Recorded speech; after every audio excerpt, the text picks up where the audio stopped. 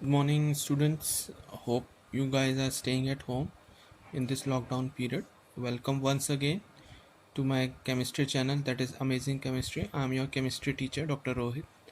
Today I have uploaded one more video of class 10th. For the topic is metals and non-metals. As you guys can see, I have started the topic with the metals. What are the metals? What are the properties of metal? So starting with metals. Metals are generally occur as a hard solid substance. Metals are generally malleable and ductile. Malleable and ductile, and moreover metals are having the property that it produce ringing sound on striking, which is called the sonorous property. Next point is metals are good conductor of heat and electricity, because generally metals have uh, loose electrons, or valence shell they are having the electrons. So these are the properties of metals.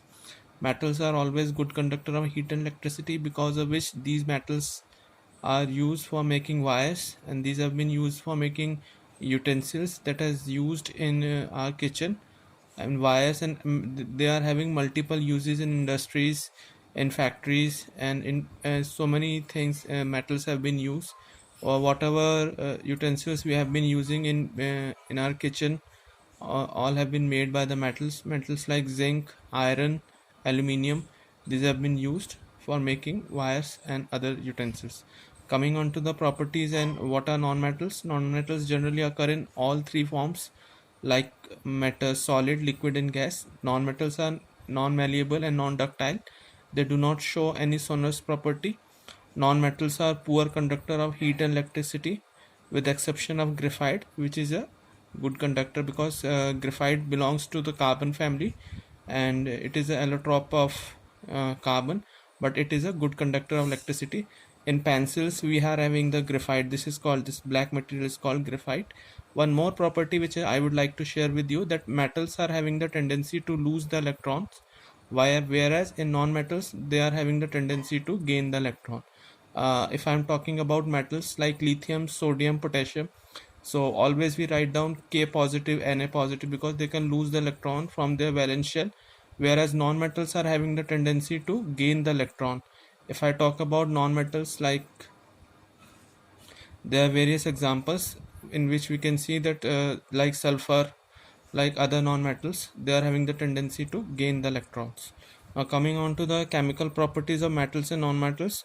Reaction, first example is that metal, when it reacts with oxygen, it forms metal oxides, such as copper. When it reacts with oxygen, it forms copper oxide.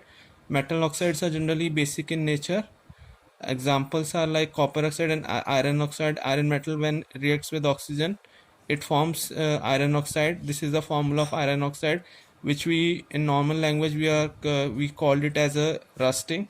Red brown color iron oxide is formed a layer on the metal bar, and it is basic in nature. And the property of iron oxide is that it turns red litmus blue, because it is basic in nature.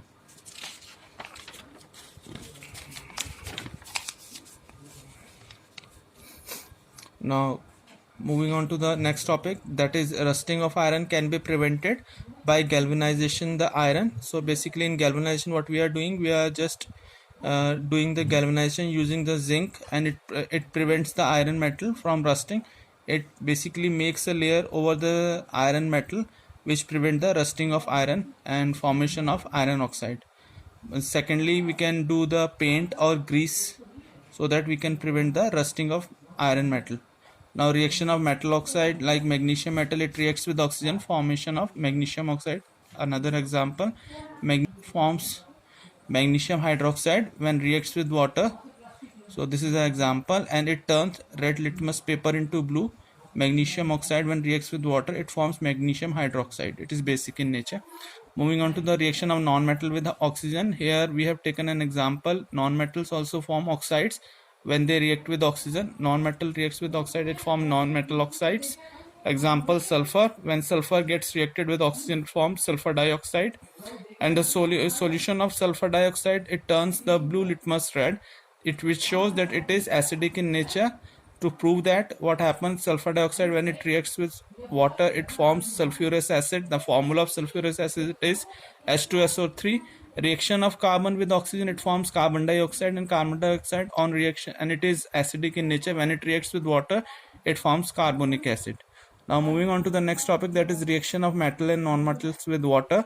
Metal form respective hydroxide when they react with water. Like metal, when it reacts with water, it form metal hydroxides.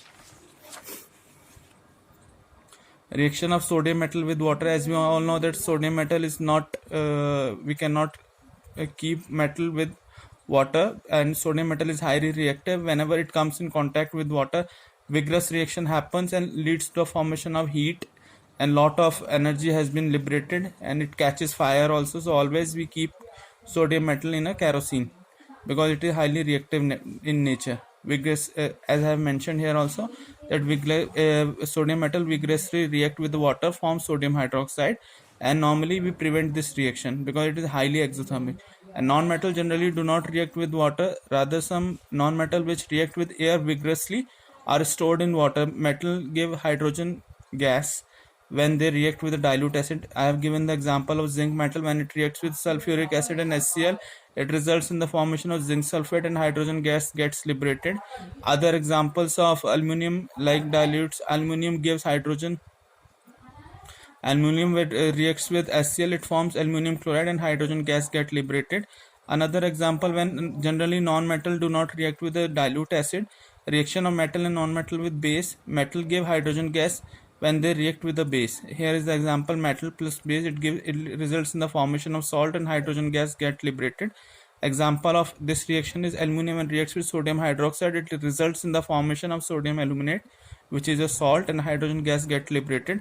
Another example is the displacement reaction, which we have already discussed in the previous chapter. When a more reactive metal, when it reacts with salt solution of less reactive metal, more reactive metal displaces the less reactive metal from its solution. Here is the example, when metal react with the salt solution of metal B, what happens is metal B get replaced by the metal A. So example is when the piece of a zinc metal, keep it in a solution of copper sulfate, it replaces the copper. In the above example, metal A is more reactive than metal B. So here is an example also. Here I have mentioned the example of aluminum, or we can take an example of zinc also. Normally what happens, aluminum replaces the copper from the copper sulfate solution, result in the formation of aluminum sulfate, and copper get accumulated. Here aluminum is more reacted than copper. This is why it replaces copper from the solution of copper sulfate. Now this is the example of isolation or extraction of a metal from the ore. Ore is basically a mineral particle, because generally metals are obtained in nature in the form of ore.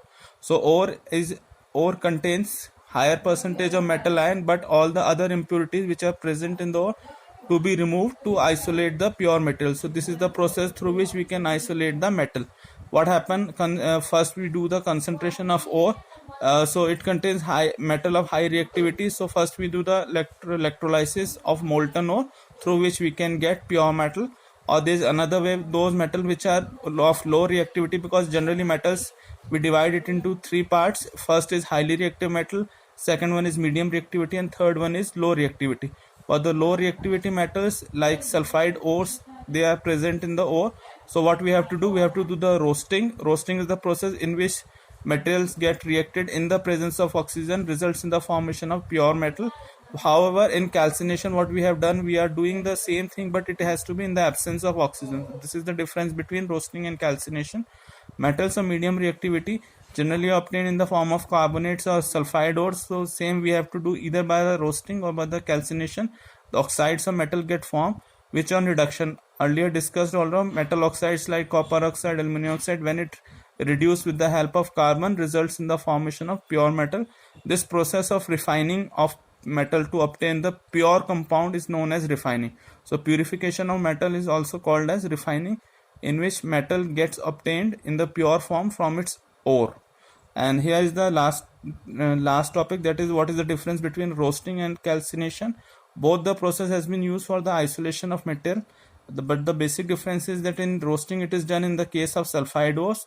The ores are heated in the presence of air to convert it into oxides. The gas given liberated in this is sulfur dioxide. Example is zinc sulfide. When it reacts with oxygen in the presence of heat, results in the formation of zinc oxide and sulfur dioxide gas liberated. However, in calcination it is done in case of carbonate ores, and the carbonated ores get heated in absence of air. So this is the main difference of these two, that roasting is done in presence of air, however calcination is done in absence of air. In this, sulfur dioxide gas is liberated, whereas in calcination carbon dioxide gets liberated, and in both the process metal obtained in the form of metal oxide, which on further reduction results in the formation of pure metal, which is called refining. So hope you guys will see this video. It will be very helpful for you, and I hope you will take the screenshot of this video, like this video, share this video with your friends in your circle. It will be very helpful for your board point of view, and in the coming time I will upload more videos. So do like, subscribe and share my channel. I will always be there to help you, to support you, all your children. In case of any kind of doubt or any topic chemistry related, please write down to my mail ID, or you can comment so that I can get back to you. Thank you so much, and please motivate me by subscribing my channel, and please like my channel. Thank you so much.